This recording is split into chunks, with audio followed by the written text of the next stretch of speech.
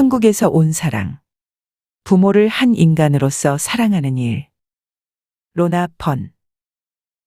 내가 만나고 있는 많은 이들은 자신들의 부모가 개성을 지니고 그들만의 삶을 살고 있는 개인이자 사람이라는 걸 모르고 있습니다.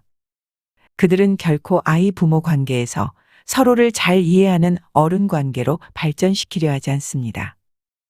최근에 더블린의 한 카페를 처음 방문하게 되었습니다.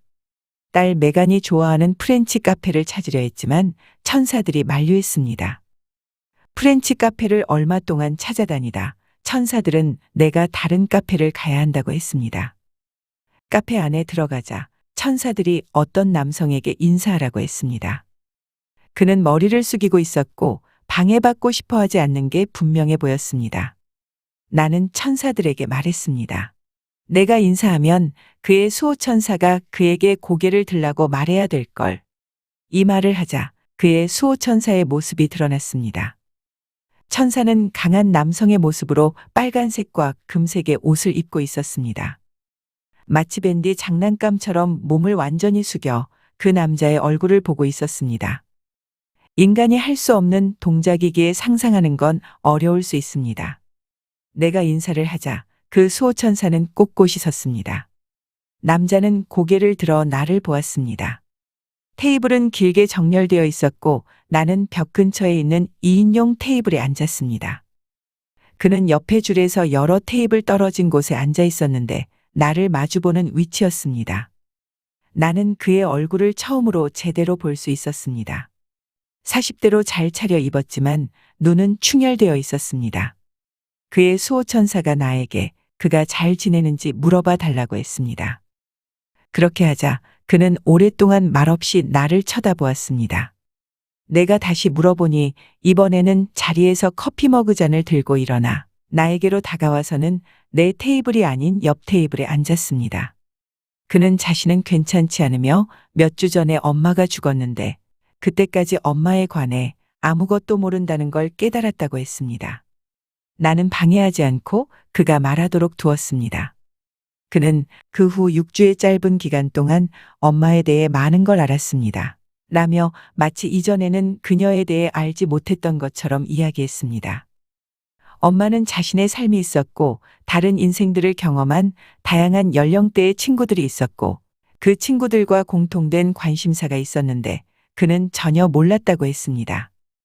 그는 그러한 친구들이 있었던 여성을 알지 못했고 그녀의 관심사에 대해 배우고 그 활동에 참여할 시간을 내지 않은 것이 너무나 슬프다고 했습니다. 오직 그 6주 만에 그가 엄마를 얼마나 사랑했는지를 깨달았다고 했습니다. 그는 이야기했고 나는 들었습니다. 그는 막힘없이 계속 이어갔습니다. 그의 수호천사가 그에게 몸을 숙이고 있었는데 천사는 그가 자신의 느낌을 표현하도록 낯선 이에게 이렇게 털어놓는 것에 대한 망설임을 극복하도록 돕고 있는 걸 볼 수 있었습니다. 20분쯤 후에 그는 가야겠다고 했고 그가 나아지도록 기원했습니다. 나는 그가 단지 그의 엄마가 아니라 한 사람의 인간으로서 그의 엄마에 대해 눈을 뜨게 해준 그 소중한 6주를 결코 잊지 못할 거라는 걸 알고 있습니다. 부모가 살아만 있다면 당신이 부모님에게 손을 내밀어 그들을 인간으로서 알아가는 일에 결코 늦은 때라는 건 없습니다. 부모가 임신을 하기도 전에 당신이 부모님을 선택했다는 걸 기억하세요. 당신은 그들의 강함과 약함을 알고 선택했습니다. 아기일 때 당신은 그들을 조건 없이 사랑했습니다. 아일랜드의 한 교도소를 방문했을 때 이러한 주제에 대한 도전을 받았습니다. 나는 여성 수감자 그룹과 이야기를 하도록 초대받았고 우리는 교도관 몇 명이 있는 넓은 방에 있었는데 그 장소는 천사들로 가득 찼습니다. 나는 우리 모두가 어떻게 부모를 선택하는지에 대해 말하고 있었고 한 여성 수감자는 벽에 기대어 서 있었습니다. 한 천사가 그녀 앞에 나타나 내 쪽으로 걸어왔는데 여성의 모습으로 진한 노란 연두색 옷을 입고 있었습니다. 그녀는 손바닥을 내 쪽으로 해서 가슴 위치로 올리고는 로나, 이번 건 어려울 거야 라고 말했습니다. 서 있던 여자가 나에게 소리칠 때 용기와 힘이 필요하다는 걸 알았기 때문에 나는 깊은 호흡을 했습니다. 내가 엄마를 선택했을 리가 없어. 나를 담뱃불로 지지고 항상 취해 있었고 나를 굶겼어. 그녀를 증오한다고. 어떻게 내가 그녀를 엄마로 선택할 수가 있지? 선택했다면 정신이 나간 거지. 방 안에는 연민과 충격의 침묵이 흘렀습니다. 나는 적당한 말을 고르려 했었습니다. 어떤 아이도 그와 같은 경험을 해서는 안 되며 그러한 행동에 대한 어떤 변명도 있을 수 없습니다. 그러나 그곳에 있던 노란 연두색 옷을 입은 천사는 그녀가 말한 내용에도 불구하고 그녀는 엄마를 사랑했고 엄마도 자신의 끔찍한 행동과 상관없이 그녀를 사랑했다고 했습니다.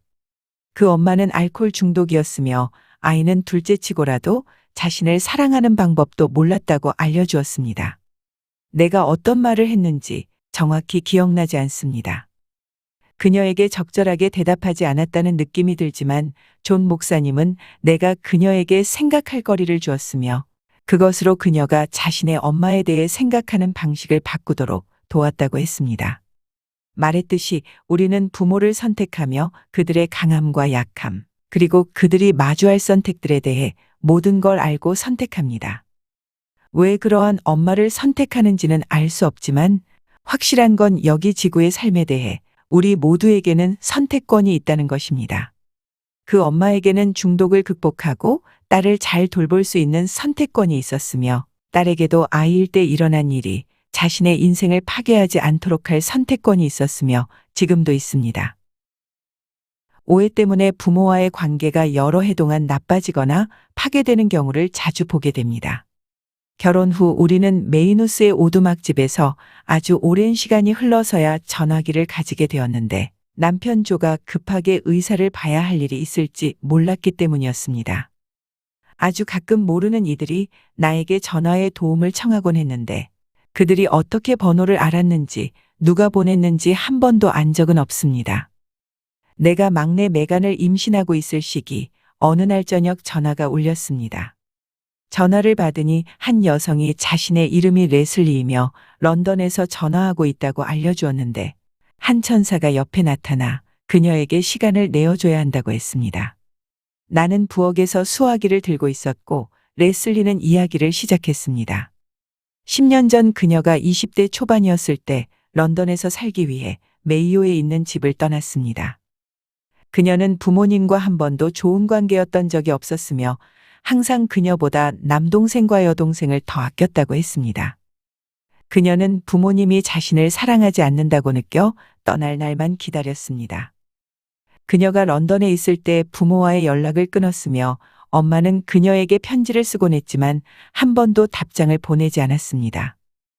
이따금씩 여동생이 그녀에게 편지를 썼고 1년에 한 번 정도 답했지만 부모님을 사랑한다는 말은커녕 안부도 절대 묻지 않았습니다.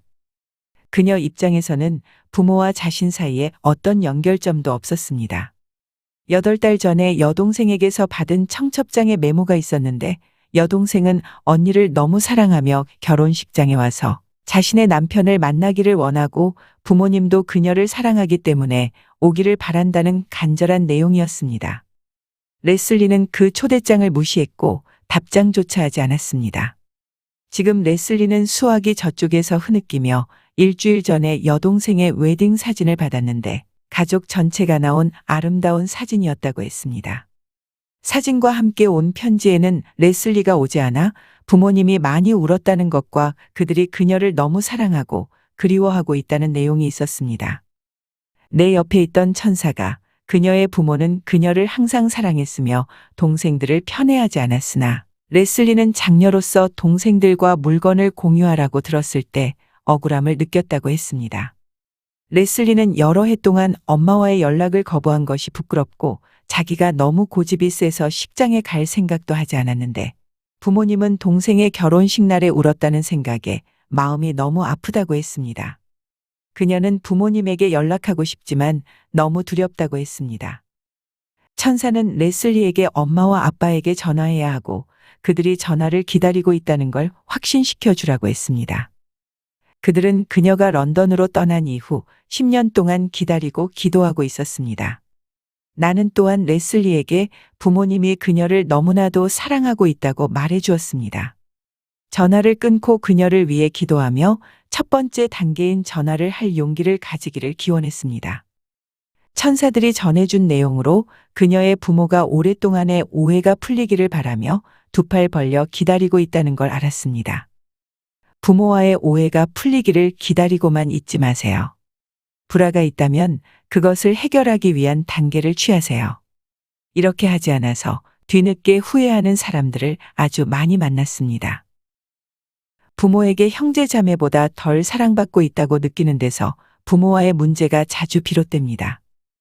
시어머니 리즈가 입원해 있을 때 방문했던 기억이 나는데 그녀는 6주 정도 같은 병동에 있어서 몇 환자와 그 가족들을 알게 되었습니다. 병동 반대편에 있는 침대에 나이 든 한 여성이 있었는데 처음 봤을 때 그녀는 혼자 있었습니다.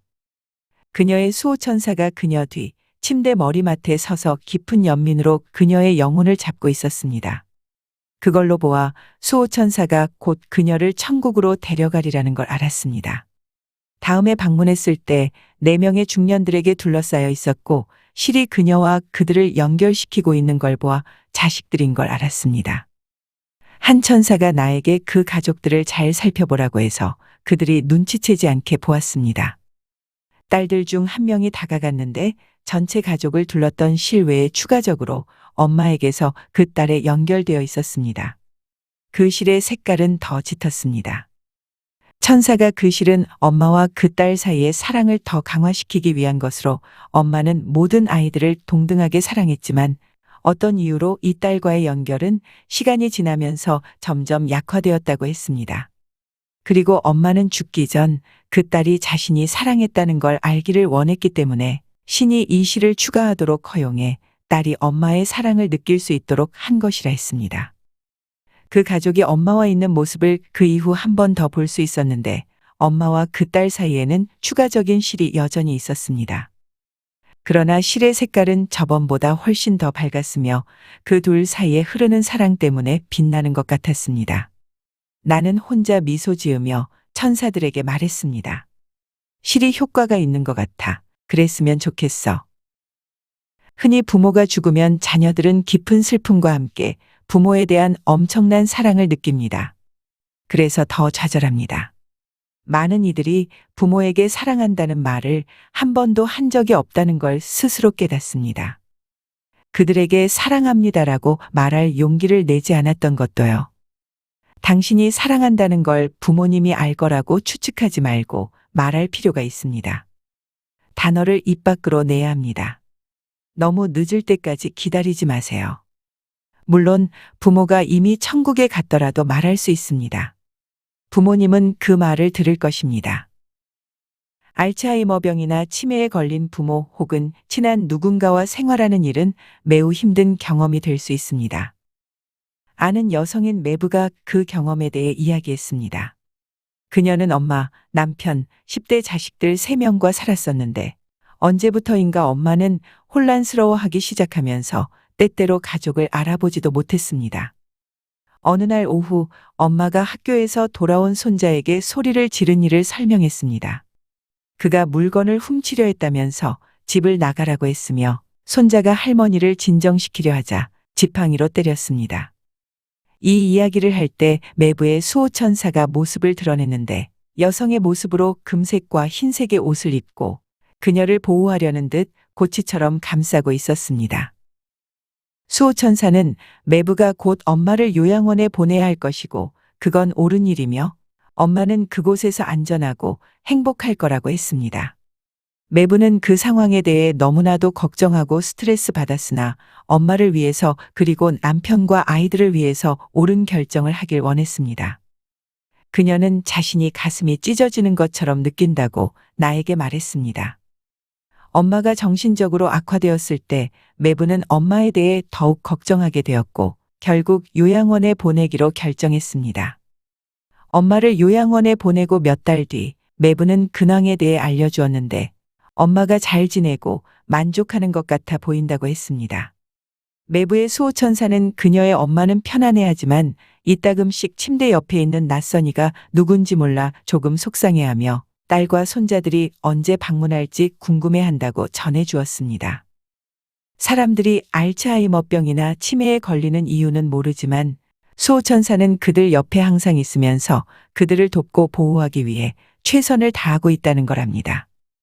그리고 집으로 돌아갈 시간이 가까워지면 수호천사는 그 사람의 영혼을 잡아줄 것이며 죽음의 순간에 그 사람은 모든 것과 모든 사람들에 대해 알고 기억하게 될 거라는 걸 알고 있습니다. 한 남성은 자신의 아빠가 치매인데 치매에 걸린 아빠를 보는 게 너무 괴로워서 더 이상 보러 가지 않는다고 말했습니다. 그는 아빠를 3년 동안 보지 않고 돌보는 일을 전문가에게 맡겼습니다.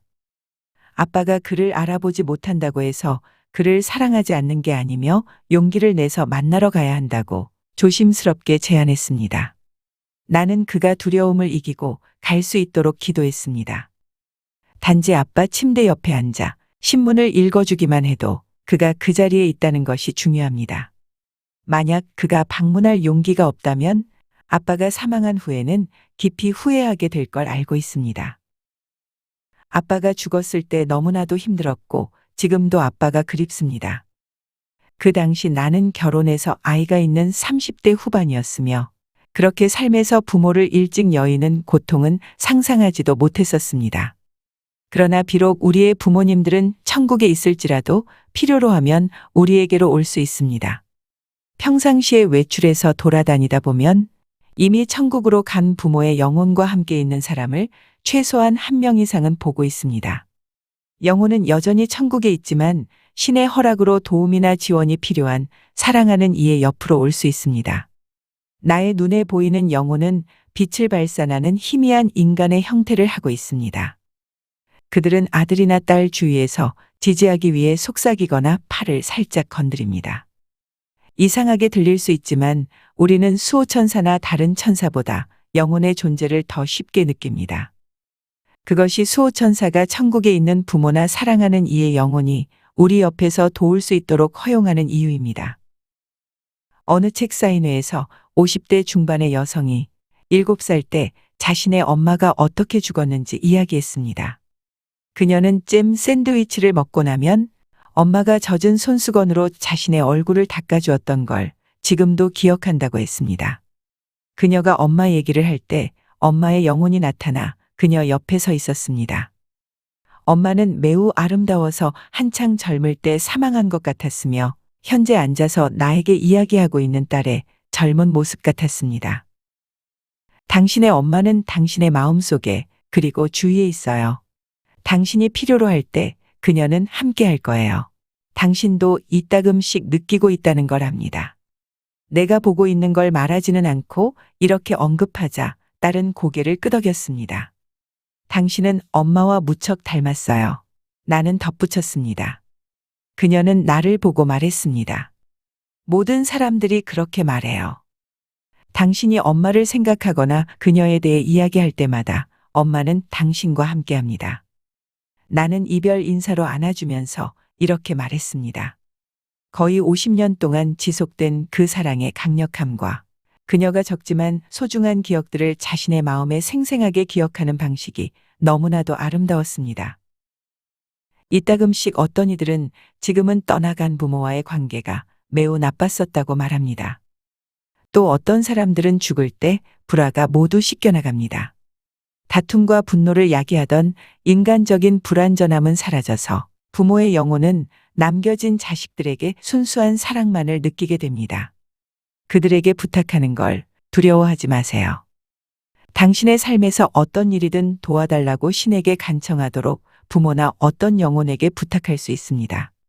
나는 아빠가 여전히 그립지만 천국에 있는 그가 신 혹은 그의 천사들에게 나와 가족을 도와달라고 요청할 수 있다는 사실에 엄청난 위안을 받습니다.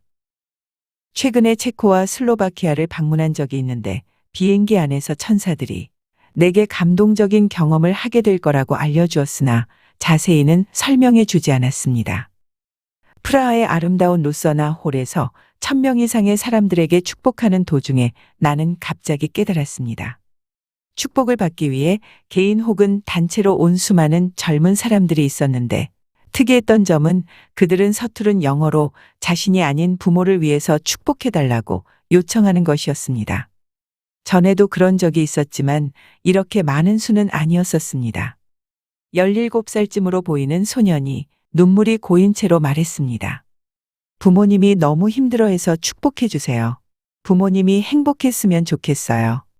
그의 수호천사가 뒤에서 그를 붙잡고 있었으며 나에게 그의 눈을 들여다 보라고 했습니다. 나는 그 눈에서 너무나도 많은 사랑이 빛나고 있는 걸 볼 수 있었습니다.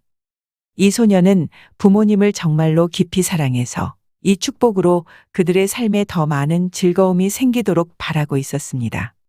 그를 축복하면서 그의 바램대로 되길 기도했습니다. 나는 수많은 젊은이들이 자신들의 부모에 대해 그렇게 염려하고 있다는 것에 깊이 감동받았습니다.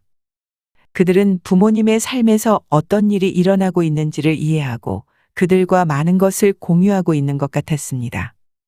그들은 부모를 한 개인으로서 깊이 이해했고 그러한 인식이 그들의 사랑을 더 깊어지게 했습니다.